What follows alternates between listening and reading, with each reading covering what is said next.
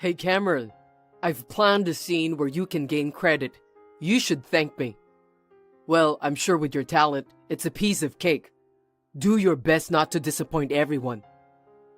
My boss, Joshua, was harassing me, and he put me in charge of a business meeting with the CEO of an enormous corporation who was well known for being tough to deal with. I tried to see him several times, but was always turned away at the door. At one time, I tripped in front of him and dropped my father's memento.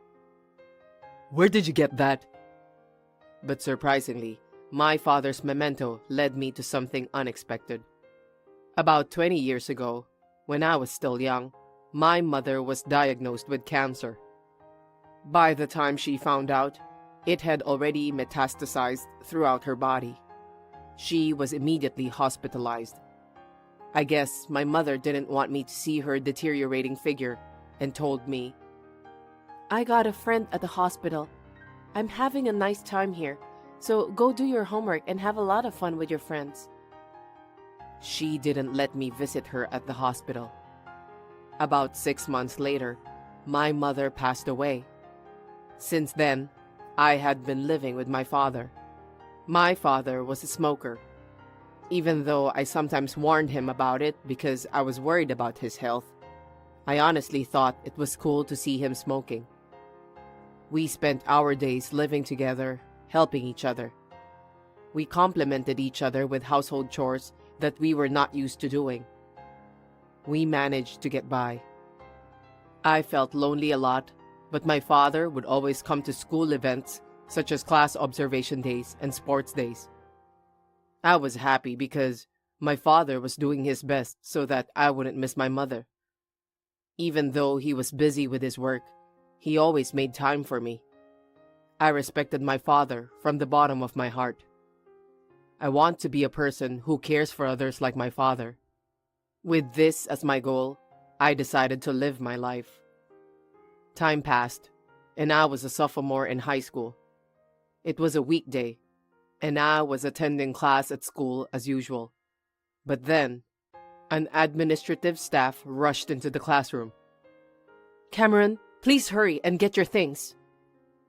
The sight of the panicked staff stunned everyone in the classroom.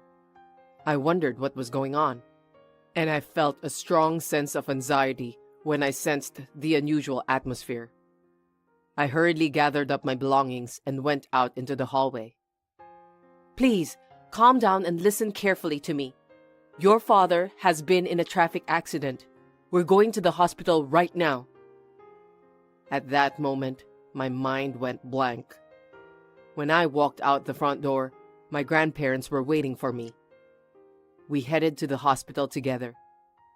I think it was about a 20-minute drive to the hospital. We were in a hurry, but for some reason, we often get caught at red lights. The usually empty road seemed to be crowded at that moment. We arrived at the hospital and were told that my father was still in surgery. While we were waiting, my grandparents told us about the accident. They said my father was involved in an accident with a car that ran a red light and collided with a guardrail. 1 hour, 2 hours. Time seemed to move as slowly as lead, and a second seemed to last 10 minutes. All the while, I clenched my fist tightly. "He'll be okay. I know it. My father wouldn't die so easily." I prayed to God. I wondered how much time had passed. Suddenly, I looked out the window and saw that the sky was bright red. At that moment, the door to the operating room opened. "Doctor, how's my father?" The doctor turned his head down with a reluctant look on his face. I knew it was useless to ask. I understood everything. My father had passed away. No matter how much I missed my mother, I had tried not to cry since I was a child so that my father would not be concerned about me.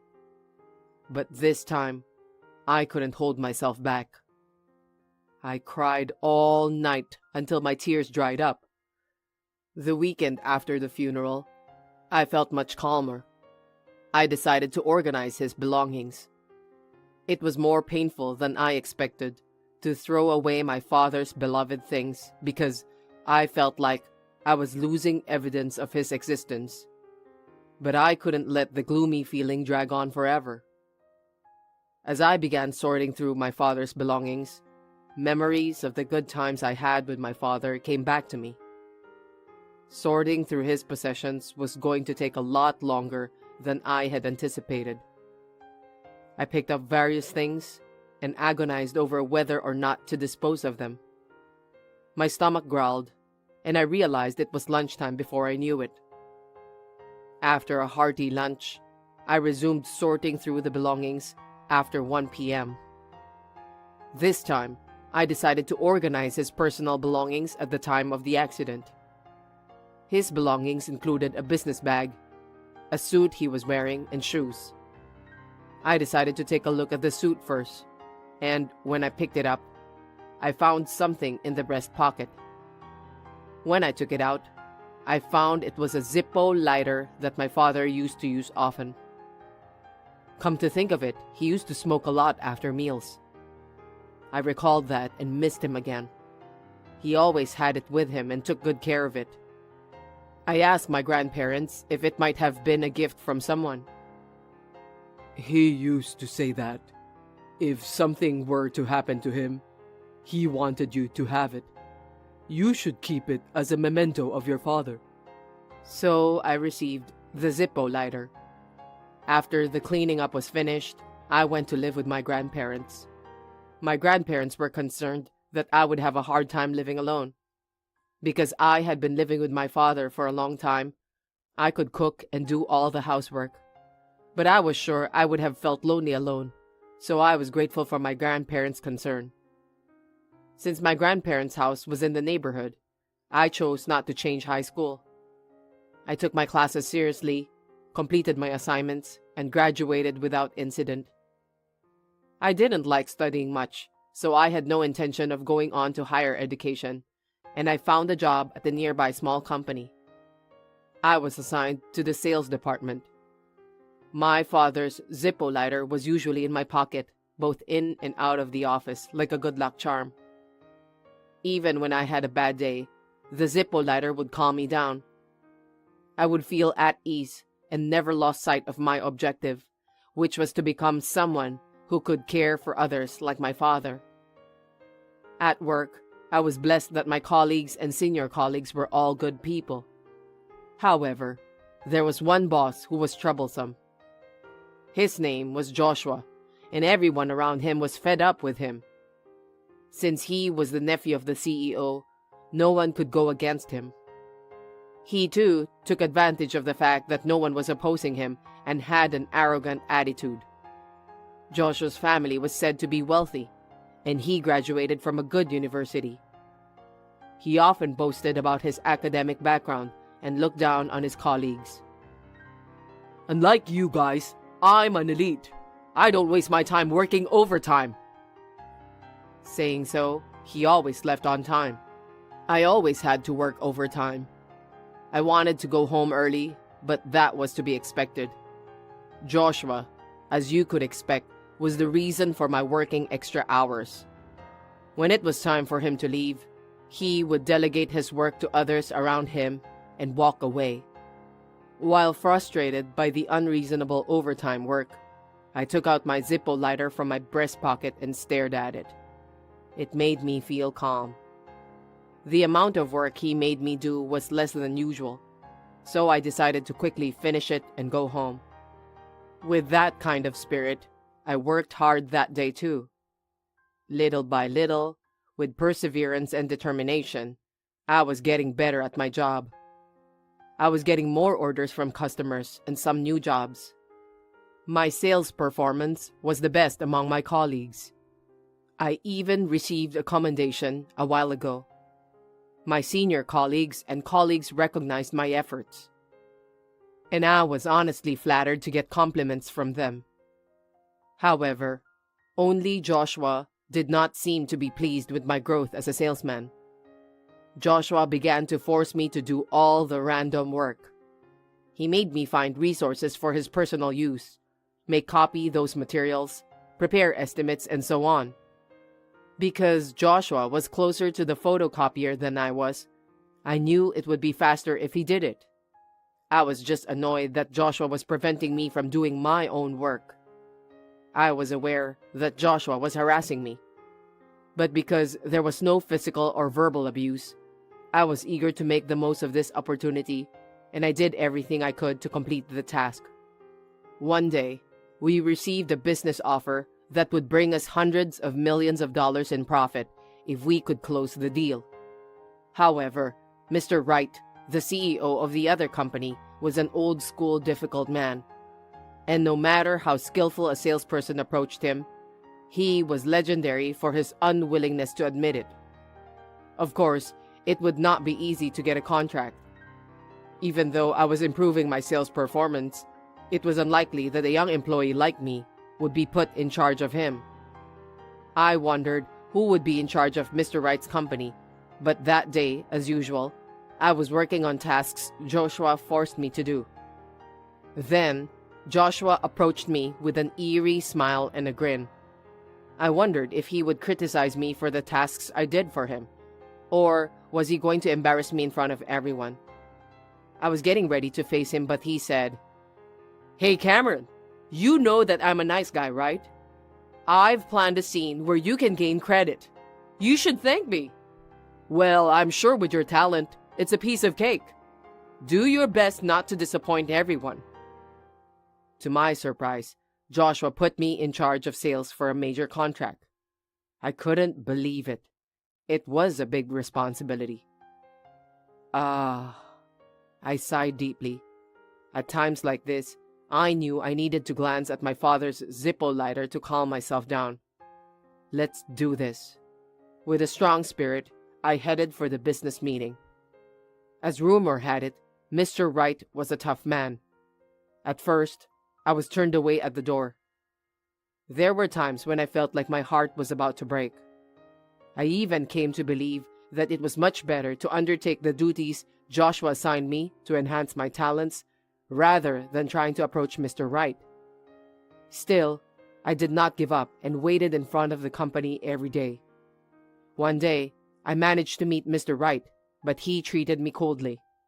But I was excited because I finally got to see him. I had been waiting for him for days, and I couldn't let this opportunity pass me by. I attempted to seize the opportunity and tried to stop Mr. Wright as he walked away. However, in the heat of the moment, I tripped. The knee of my suit was torn, and I seemed to have injured myself. The Zippo lighter I had in my breast pocket flew out with great force, making a clanking sound, and it rolled about 5 meters. As expected, Mr. Wright seemed surprised and turned his head to look at me. But I was somewhat embarrassed and turned away. I then went to pick up the Zippo lighter. It was the first time I had dropped it since I got it. I was concerned that it had been scratched. As I was checking to see if the Zippo lighter was scratched, Mr. Wright approached me with a surprised look on his face. "Where did you get that Zippo lighter?" Just a few minutes ago, he had been treating me coldly.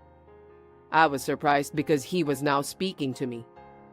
I forgot to brush the dust from my suit, and I spoke excitedly about my father. And when Mr. Wright heard my father's story, he quietly shed tears.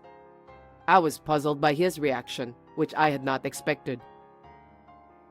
"I'm sorry, but I have an important matter to attend to now. Please let me contact you later. Is that okay?" I hurriedly said yes and handed him my business card with my contact information on it. I returned to the office, and in the evening, I received a phone call from Mr. Wright's secretary. To my astonishment, it appeared that he would arrange some time for us to chat, including a business meeting. I asked Mr. Wright's schedule and requested his secretary to set up a meeting. I told the department manager that I had arranged a meeting with Mr. Wright. He was very happy and praised me as if he was about to leap up and down. Joshua didn't seem to like it, and he glanced at me and swore at me. If Cameron can do it, it's obvious that I can handle it. On the day of the business meeting, I'm your boss. Joshua came along to the business meeting saying so. Considering what he had done so far, I could see that he was trying to take the credit for this business meeting for himself. I couldn't believe he was acting in this way. Me and Joshua went to Mr. Wright's office. Through the receptionist, we were guided to his office on the second floor. As soon as we entered the room, Mr. Wright looked at Joshua and gave him a dubious look. It was obvious. He had not been invited. Mr. Wright first guided us to sit. I was afraid of getting kicked out because Joshua was with me. I was a little nervous, but I managed to calm myself down. Joshua was full of enthusiasm for the presentation and started to put the document on the table. By the way, I prepared the document myself that morning. Mr. Wright, however, didn't pay attention to Joshua, who was in high spirits, and thanked me. Cameron, first of all, I want to thank you. I was puzzled as to why he was thanking me. According to Mr. Wright, he knew my father. He then told me how he and my father met back then. It was shortly after Mr. Wright launched the company. A former accounting department employee stole the sales profits. That former employee was someone Mr. Wright had known for a long time, so he was shocked to learn that he had been double-crossed. According to him, the incident taught him not to trust people right away and to be skeptical of them while he operated the company. One day, he was driving his car. Unfortunately, the tire went flat. It was a holiday and he wasn't working. Misfortunes do cascade, and the place where Mr. Wright got the flat tire was in the mountains. The last time he saw a house was probably 15 minutes ago.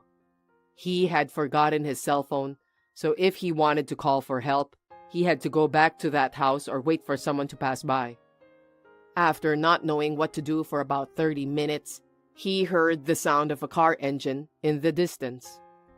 The car approached and Mr. Wright waved strongly to stop it. The car stopped immediately.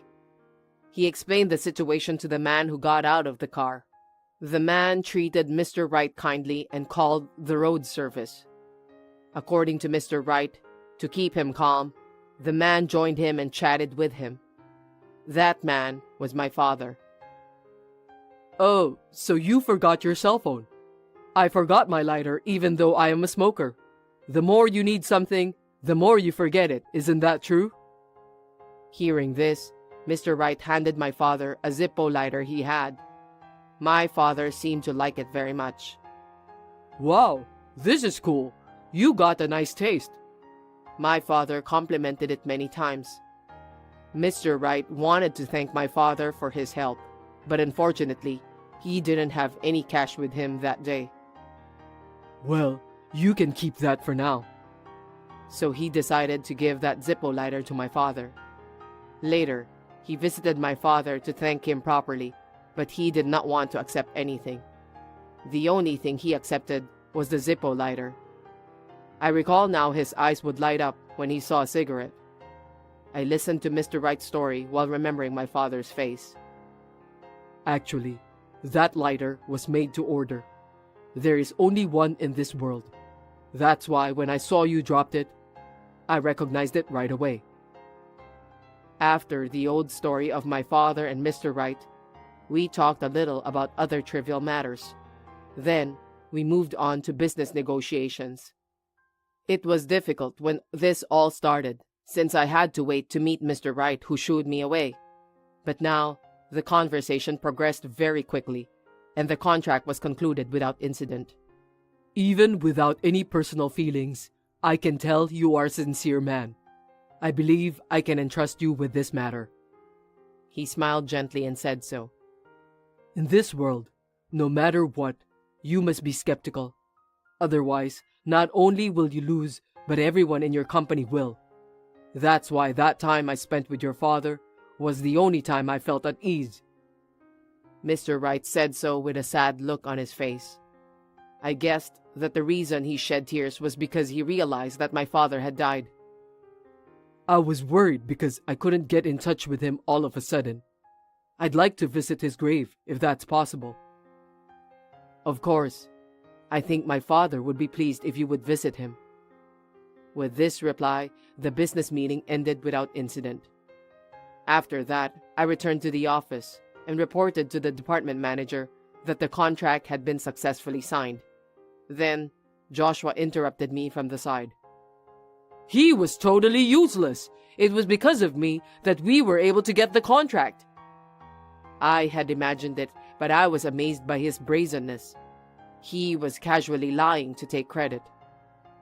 Joshua, you don't have to explain. I am aware of everything. By the way, the CEO was looking for you. I think you should go and see him. The department manager chuckled and urged him to go to the CEO's office. Joshua and I tilted our heads in confusion. Could it be that I'm finally getting credit for my efforts? With a smile on his face, Joshua ran to the CEO's office. When I arrived at work the next morning, I found my co-workers in an uproar. When I asked what was going on, I was surprised to find that Joshua's desk had disappeared. I asked the department manager about it. According to her, while we were returning to the office after the business meeting yesterday, she received a phone call from Mr. Wright. We had a great business meeting today. I would like to continue doing business with your company even after this contract is over. Of course, I'd like to have Cameron in charge. But what's wrong with that guy named Joshua? He was enthusiastic about the presentation at first, but in the end, Cameron was the only one giving the presentation. When I asked him questions, he just mumbled and mumbled. He couldn't answer a single question. Thank God Cameron knew what he was presenting. He pointed out Joshua's flaw. This was naturally conveyed to our CEO. The personnel department had already received numerous reports of Joshua's harassment. The CEO got angry and fired Joshua. The CEO was tolerating Joshua since he was his nephew, but after hearing the outcry from inside and outside of the company, he couldn't take it anymore. Since then, my relationship with Mr. Wright has been good, and we visited my father's grave together. And we also have dinner together once a month. I kept improving my sales performance, and thankfully, I was promoted to section manager. I'm being rumored to be the next department manager, but I'm determined not to become arrogant. I know very well that I have made it this far because of everyone's support. I sometimes hear rumors about Joshua, but because of his personality, I heard that no matter which company he works for, he always gets into trouble with someone, gets upset, and quit. I wish he would mature a little since he is not young anymore. As I stared at the Zippo lighter, I resolved once more that I would do my best with sincerity and consideration for others, as my father had done. My husband and I met through a friend, and somehow hit it off from the first time we met and naturally started dating. After living together for 2 years, we got married. A year later, our beloved daughter Emily was born. Living in such a family of 3, we were living an ordinary but very happy life. Wow, the lead character? That's great, Emily. She got the leading role in her first year elementary school fall recital. As soon as she came home from school, she happily told me, "There will be lots of dancing scenes, so everyone told me that I'm a good dancer and would be perfect for the role." Emily had loved to sing and dance since she was 3 years old and had been attending dance classes in the neighborhood. She had a very cheerful and outgoing personality and was so energetic that she never took a break from her dance class. "You're always practicing a lot, aren't you? You got to tell Daddy when he comes home from work." "Yes, I will," Emily said with a smile. When Emily told her father about the news, he was as overjoyed as I was. From then until the recital day, she practiced her lines for about an hour right after coming back from school, and then went to dance class. It was such a hard schedule that even an adult would get tired, but Emily seemed to enjoy it very much. Before I was married, I used to go to the gym after work and then go out to dinner with friends.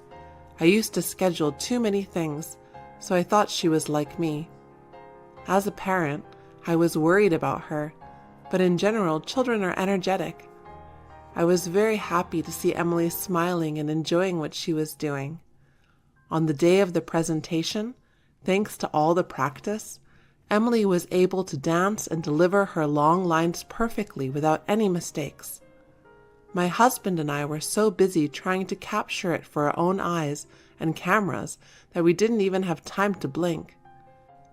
When we got home, we were giving her parental praise, and Emily was telling me how she felt about the recital. It was already time for dinner. We didn't have much time, but I wanted to make dinner for Emily, who had practiced hard every single day. I made a meatloaf and mashed potato with gravy sauce, her favorite dishes.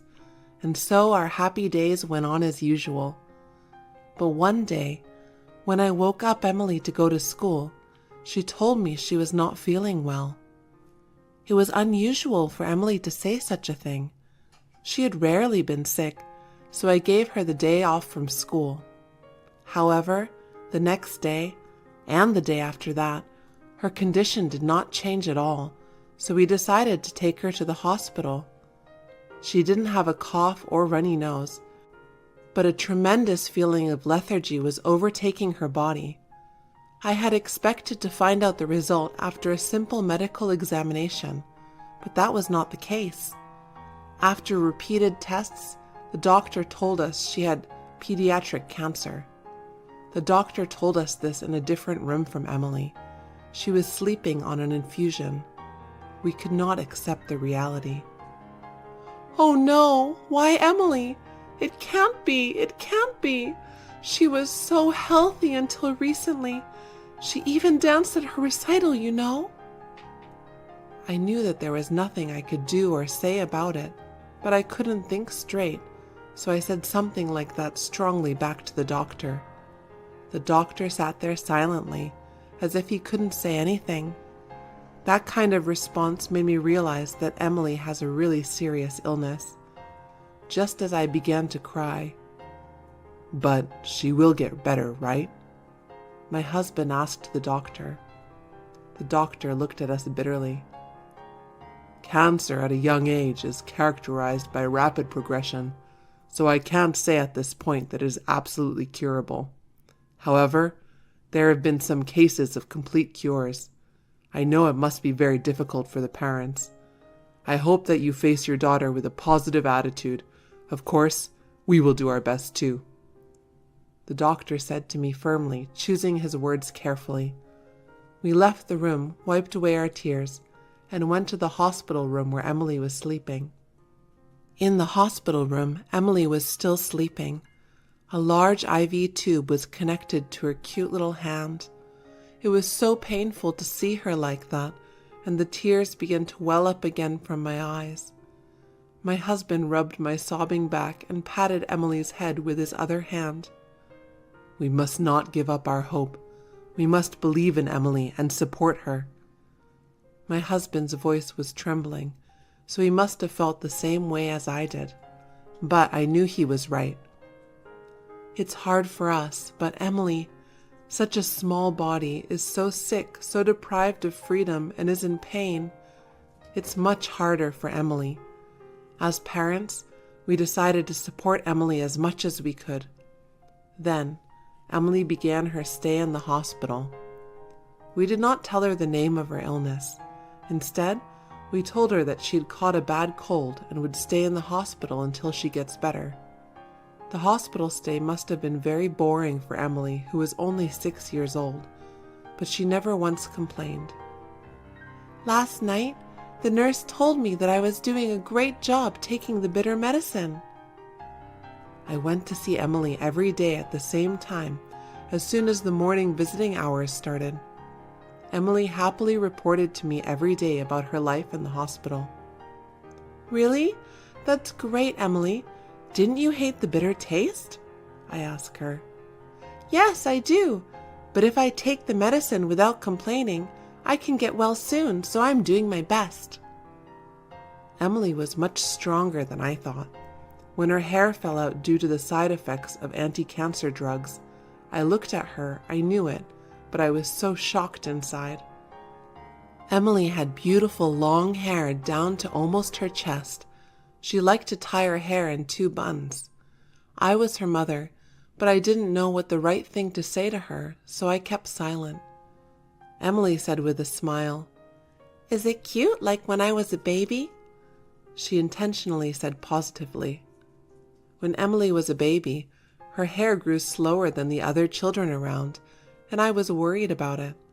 I think she remembered that I had told her that before. But later, the nurse told me that Emily had actually cried a lot when she saw her hair fell out. Emily was a really strong girl, but it must have been hard for her. She was just trying to have the strength of mind to keep smiling to make her parents not to worry more. Such a positive attitude toward her battle with the disease helped Emily gradually begin to recover. By the time she was in the 3rd grade, she was discharged from the hospital and was able to go back to elementary school again. Although there were still some restrictions on excessive exercise, she was able to lead a mostly normal life. Emily worked so hard, she was able to overcome her illness. Thinking that, I was really happy to see Emily's daily progress. "I'm home!" Emily, with her school bag on her back, came home from school in high spirits. "I had a gym class today." She told me about the events of the day. Her hair had grown back to its original length, and every morning she asks me to tie her hair in a certain way. We were able to regain those days that we had once almost lost. We were able to overcome the illness. With that in mind, happy days began to flow again as normal. 1 year later in the winter, Emily's birthday was coming up in a week, so we went to pick out a birthday present. Emily and I went shopping to the city. Emily saw a big screen attached to a building, and she said, "When I grow up, I want to dance in front of many people like that." The group of girl dancers were on the screen. "You're good at it, Emily, so I'm sure you will be." As I said that, "Yes, I'm sure I can do it." Emily smiled. On that day, Emily chose a pair of pink shoes for dancing as her birthday present.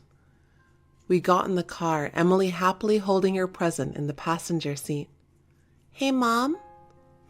What is it, Emily?" I answered, looking ahead since I was driving.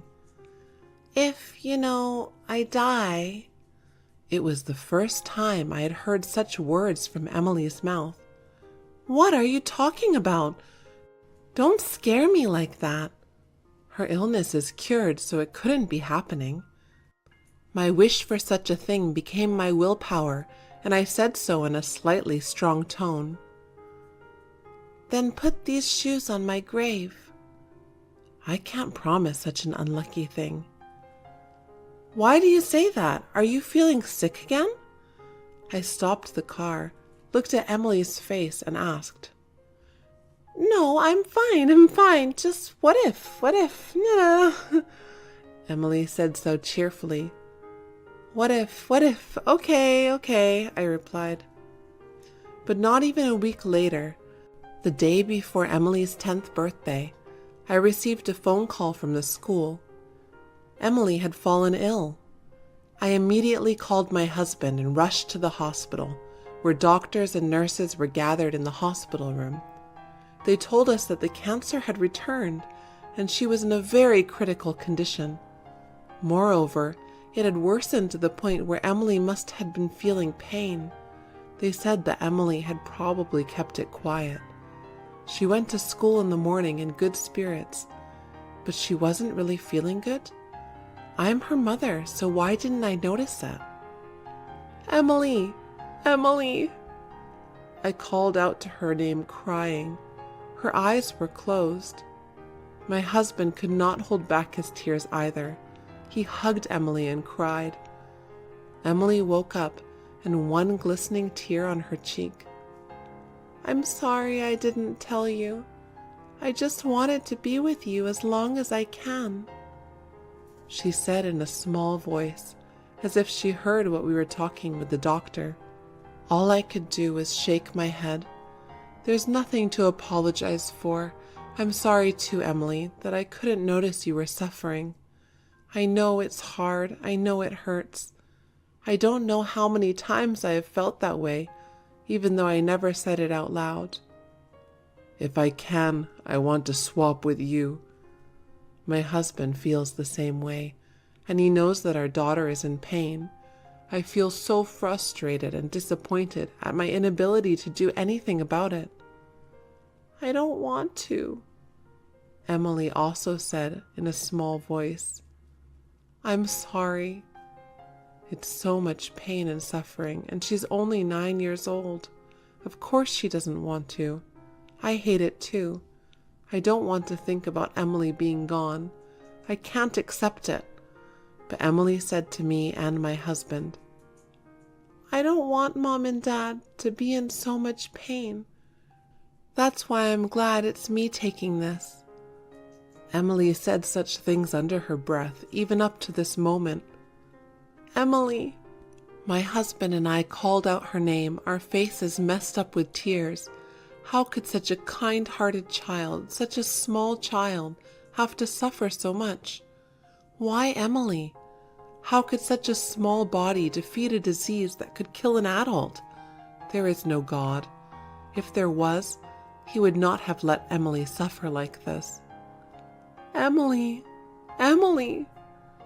But if there is God, please, I'll do anything. I'll give anything. Please save Emily. I'll put up with any amount of pain if I have to go through it. I wish so many times in my heart. Mom, Dad, I love you, Emily said in a voice that sounded like it was about to disappear. We love you too, Emily. Hearing those words from my husband and me, Emily passed away at the age of only 9. My husband and I couldn't accept the reality that Emily was gone, crying all the time. We had a funeral, but I barely remember it. However, I was very glad to see many of Emily's friends came to the funeral. I could feel how much everyone loved Emily. After the funeral, my husband pushed himself to go to work. He was working hard, so I should do something too. So I looked around the room for the first time in a while. I saw Emily's present box, which she would open on her birthday, sitting in the cupboard. Then I suddenly remembered that she had said she wanted me to put it on her grave. I was about to open the box. I noticed a piece of paper tucked into the ribbon that wrapped over the box. Thinking it must be a receipt, I looked, but it was something unexpected. Dear Mom and Dad, I hate if I can't tell you how I feel, so I wrote you a letter. Mom, thank you for coming to see me at the hospital every day. Thank you for being so kind to me. Dad, thank you for always working hard for us. Thank you for carrying me on your back. I'm very happy to be your daughter. Maybe I will die, but I heard that if I am a good girl and I do my best, I can be reborn. Then I will definitely come to see you both. Please wait for me, so I won't be lonely. Keep smiling. Thank you. I love you. From Emily. When I read this, I could not help but shed tears. I wonder what Emily was thinking when she wrote this letter. I wonder if she even knew that my husband and I would be crying and depressed all the time. She was a kind and strong child, no matter what happened. Keep smiling. I can't smile right away, but if Emily wishes me to, I will do so as much as I can. I showed this letter to my husband when he returned home, and we both decided to look forward together. A few years has passed. We were able to have a new life, and I gave birth to a baby girl, Emily's younger sister. Her name is Ellen. Because of what had happened to Emily, we were more concerned about Ellen's health than anyone else. When Ellen reached the age of 6, which Emily diagnosed as pediatric cancer. We could not shake off our anxiety and had her checked at the hospital. There were no abnormalities, and she is healthy and will turn 7 years old this month. My husband and I were relieved from the bottom of our hearts. Then, on my husband's day off from work, the three of us went to town to buy a birthday present. "I want this." After looking at all kinds of toys and not being able to decide what she wanted, Hélène found a pair of familiar pink sneakers. My husband and I looked at each other. They looked just like the one Emily had chosen as her last birthday present. Then Hélène said something even more surprising. "I want to dance wearing these." I had never heard Hélène say she wanted to dance before, but surely, just like Emily, I had seen Hélène many times imitating people dancing on TV and having fun. "I see. Shall we buy these?" "Yay!" After we bought the shoes, while we were walking, "Hélène, since when do you like to dance?" my husband asked to Hélène. Then, "Since a long time ago. I wanted to dance in front of many people," she said with a smile. When I heard that, "What do you mean, for a long time?" I asked her. And she answered, "When I was with you guys before." We were surprised at Hélène's words. Believe it or not, Hélène really said that. For a moment, my husband and I froze in place and looked at each other. In the next instant, I couldn't stop the tears. "Mom, what's wrong? Does it hurt somewhere?" "No, it's nothing. Just I'm so happy that before, and even now, Hélène is with us." "Me too." I wonder if Emily came back to us as Hélène. We haven't told Hélène about it yet, but we still feel that way. Emily, Hélène, because of you, we can keep smiling. You will always and forever be our precious daughters.